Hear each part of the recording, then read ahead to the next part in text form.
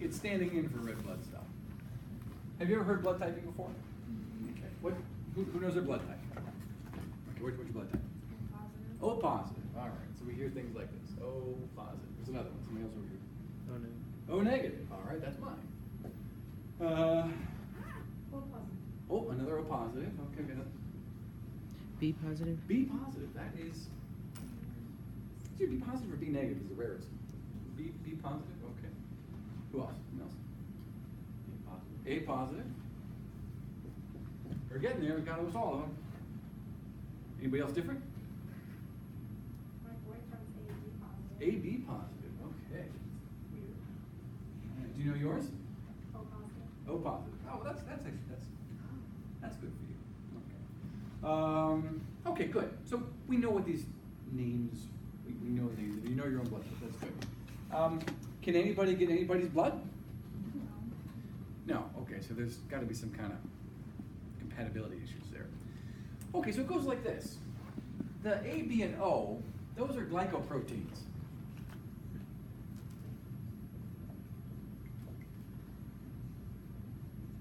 Cell surface glycoproteins that extend out of the surface of a red blood cell. Okay? And we have an A type.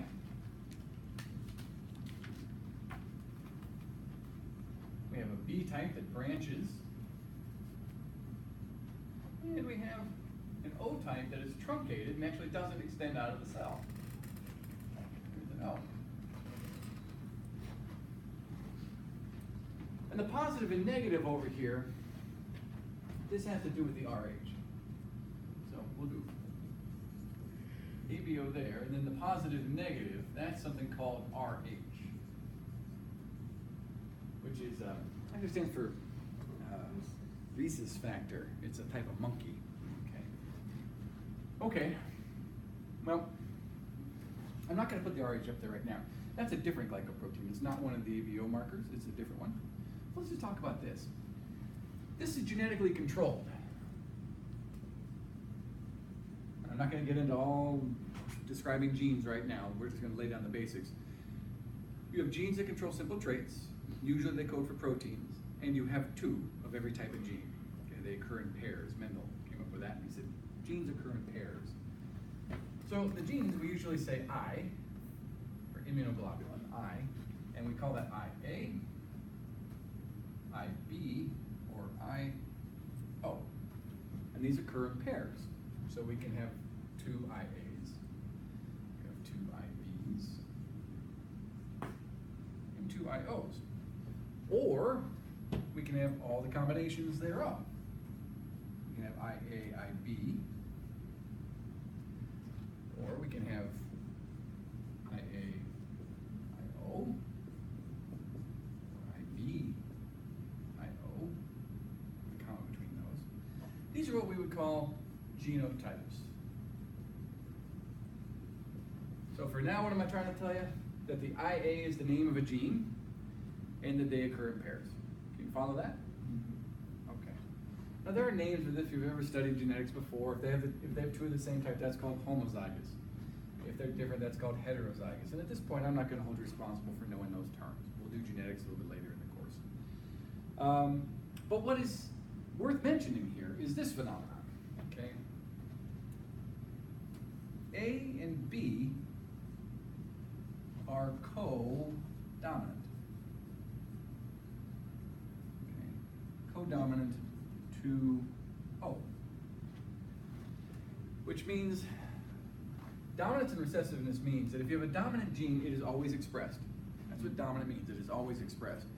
Recessive means that it is only expressed when there is not a dominant present. Okay?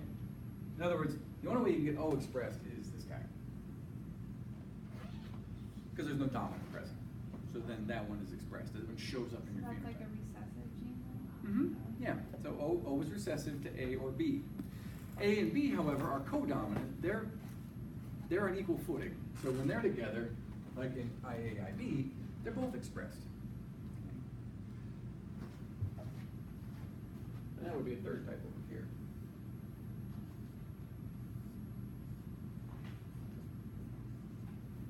So now we could match up the genotypes to the different pictures I drew up here. Okay? what would be the genotype of this one? Type A blood. It could be either of these. It could be either of those. Well, I suppose in truth I should put the O in there as well. But to show up as type A, since the only thing that matters is what's sticking out here, I'll leave that out because that just confuses things. IAIA or IAIO would both be type A blood. Okay, either of the genotypes. IBIB, IBIO would both be this one.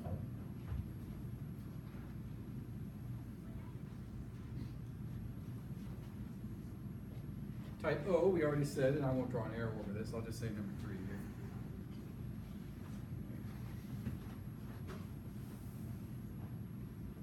And finally, this guy down here, that's number 4. It's the only way you can get those.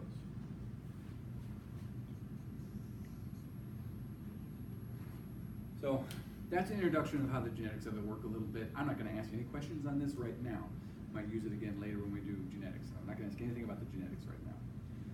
What I want to get to is determining your blood type. And for that, we have to discuss the concept of an antibody.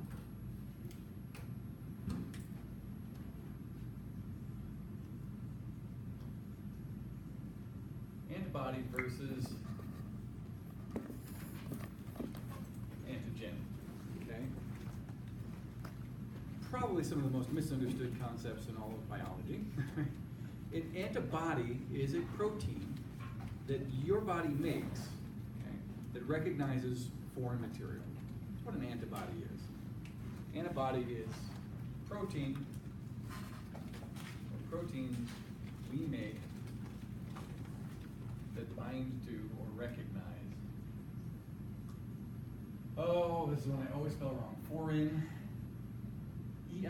Yeah, GN. EIGN. This bothers me. Proteins we make bind to foreign particles.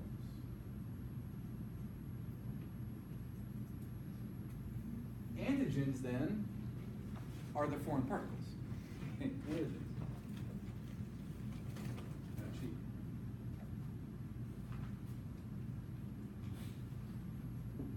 Those are the foreign particles.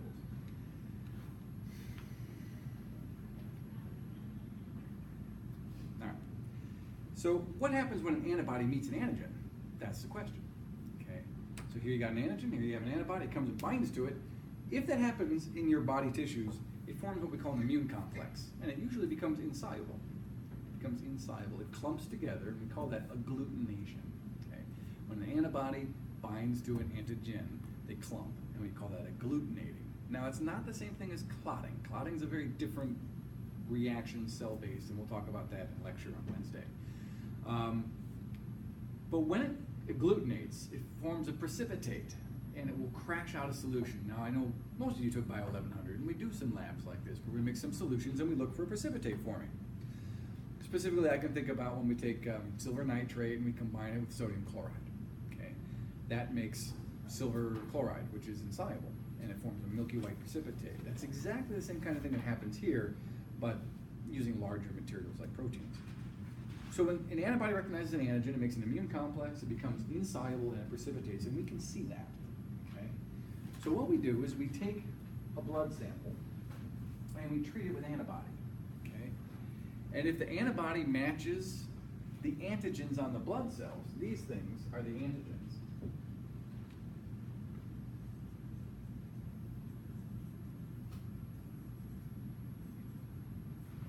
If an antibody matches those, it makes an immune complex and it clumps. So let me say that 2 more times so you follow this, okay? This is artificial. This does not happen in your body. This is something we do artificially, okay? We take purified antibody to those antigens. We take a blood sample and we drip the antibody into the blood sample. And if the antibody finds the corresponding antigen, it forms an agglutination complex.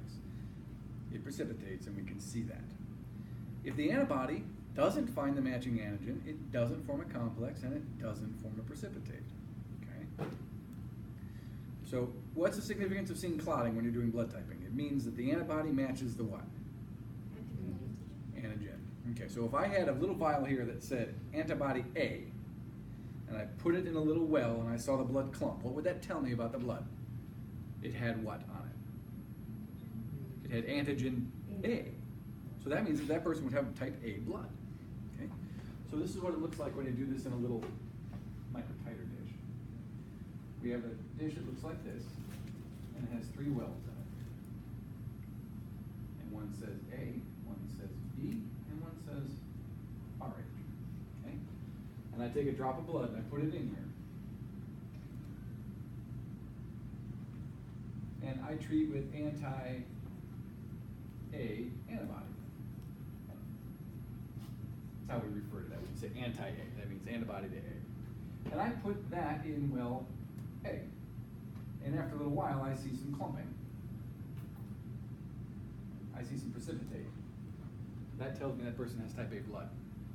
Okay? If I do the same thing down here in B, obviously it's smooth like that. No clumping, so here we'll put if clumps, then type A blood.